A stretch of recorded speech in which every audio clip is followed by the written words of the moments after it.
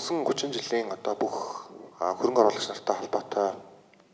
гадаадын хөрөнгө оруулалттай холбоотой тодорхойгүй байсан бүх асуудал дээр Монгол Улсын одоо үе үеийн засгийн газрыг төлөөлж би Монгол Улсын ерхий сайдын хувьд бас өөрчлөлт гуйхыг хүсэж байна. Чин сэтгэлээсээ мөн одоо алдаа оноо байх бүх зүйлийг бидний хувьд өнгөрснөө дүгнээд ирээдүйг илүү тийм шинээр эхлэхийн тулд ерхий сайдын хувьд бас би өөрөөс шалтгааллах бүх цаг, бүх боломж, бүх зүйлээ одоо бас ашиглана гэдгийг бас та бүхэндээ амлахын зүйтэй хаа гэж бас бодож байна.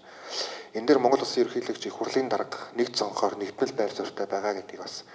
одоо дахин хэлэх зүйтэй байх гэж бодож байна. Тийм учраас ямар нэгэн байдлаар одоо бид гурвын дунд засаглалын ч юм уу тийм зөрчил бол үүсэхгүй хаа гэж бодож байгаа. Гэтэ энэ хувь хүнээс илүүтэйгээр үндсэн хууль маань өөрөө юм болсон гэж би итгэж байгаа. Тийм учраас илүү их тийм нэг цонхоор илүү их тийм одоо өнөө маргаашийн нэг тийм асуудалд одоо тулга тойрсон байдлаар биш бид нар илүү их тийм ирээдүг харж илүү их тийм 20-50 хэрэгжүүлэх алсын хараагаанда хүрэх тэрний тулд бид нар эдийн засгийн GDP-гээ илүү их тийм өсгөх одоо байгаа 4,000 ам долларыг яаж бид нар 8,000 ам долларт хүргэх үү, яаж бид нар 10,000 ам долларт хүргэх үү, яаж бид нар амьдралын чанараа дээшлүүлэх үү, яаж хүний хөгжлийн суурь индексүүдээ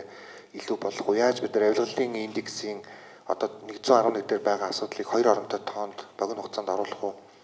яаж бид нар цахимаар илүү маш хурдтай төрийн үйлчилгээ тийм хүн суртал биш, дабл стандарттай биш тийм одоо илүү тийм нээлттэй байдлаар явах уу гэд олон зүйлүүд дээр одоо